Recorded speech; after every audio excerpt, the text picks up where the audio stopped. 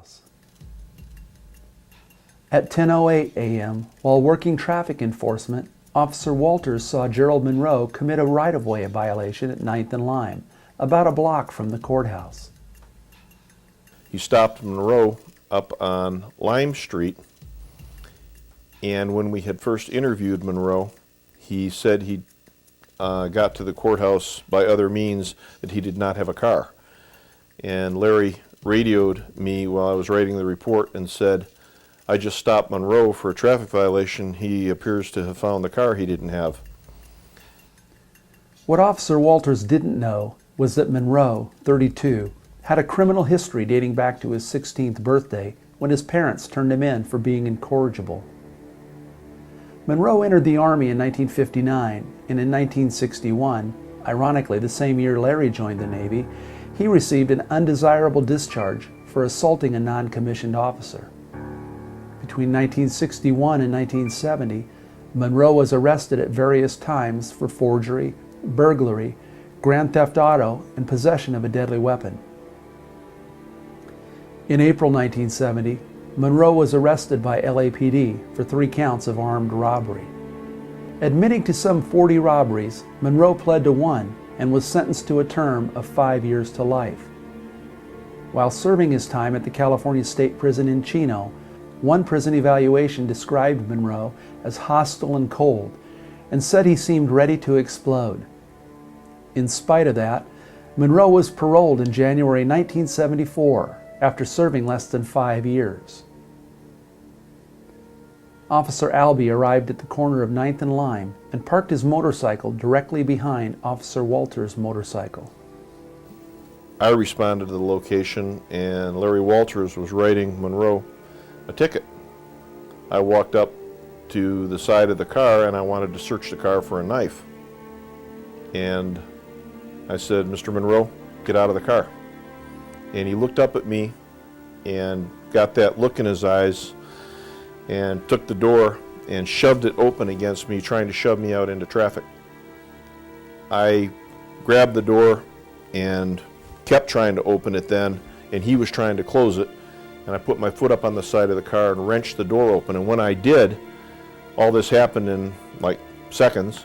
Larry was right next to me, and both of us are inside the car door trying to get Monroe out, and he was trying to start the ignition on the car and get away. While Officer Walters attempted to get Monroe's hand away from the ignition, Officer Albee had his arm around Monroe's neck, attempting to pull him from the vehicle. Monroe was able to start the Pinto, but it stalled immediately. Monroe then suddenly reached under the driver's seat. Larry was reaching over the steering column, keeping his hand off the keys, and Monroe was wrestling with me and trying to get the car started. Finally, he jerked away from me and he reached underneath the seat, and I yelled, "Look out, he's got a knife." And when he came up, he had a 38 revolver, and it was pointed directly at me. Monroe fired 1 shot, striking Officer Walters on the right side of his head.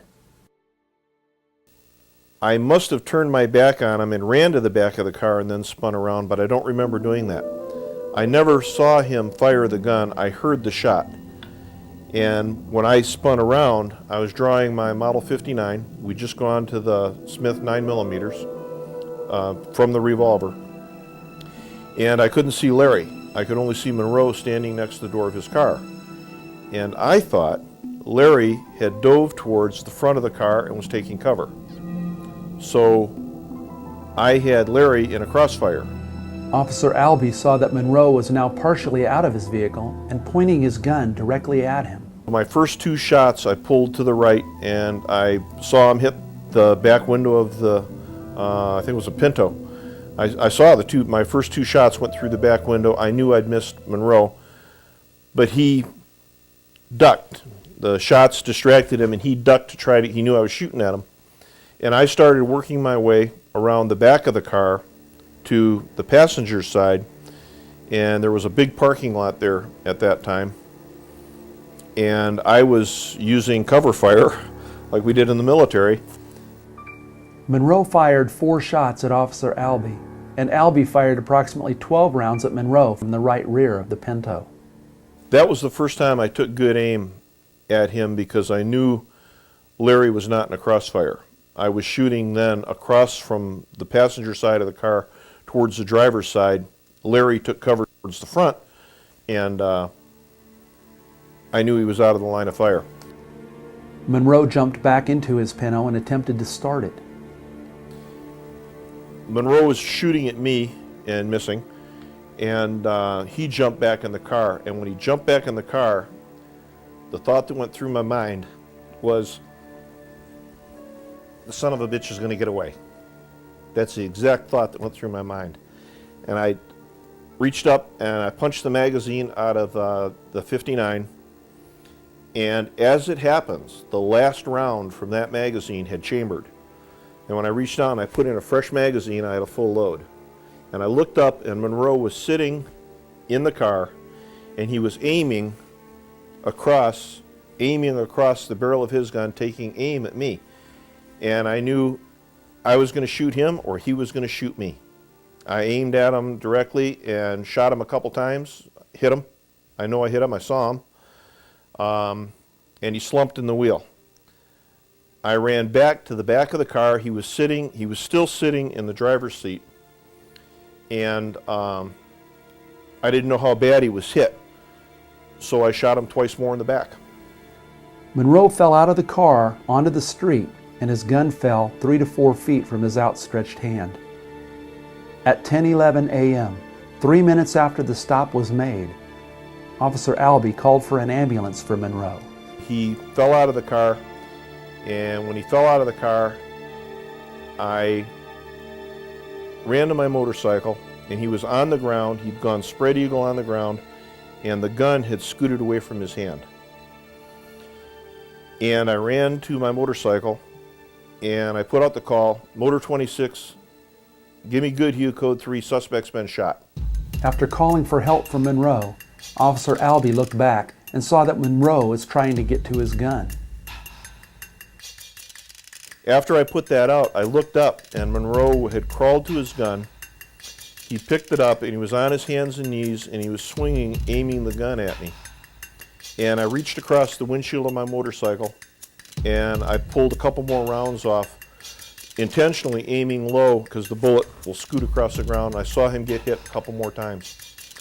Believing he was seriously wounded and incapacitated, Officer Albee ran to Monroe to administer life-saving first aid. I ran forward to give Monroe first aid. Now I knew he was hit bad. When I got to him, I could look past the car and I saw Larry laying in front of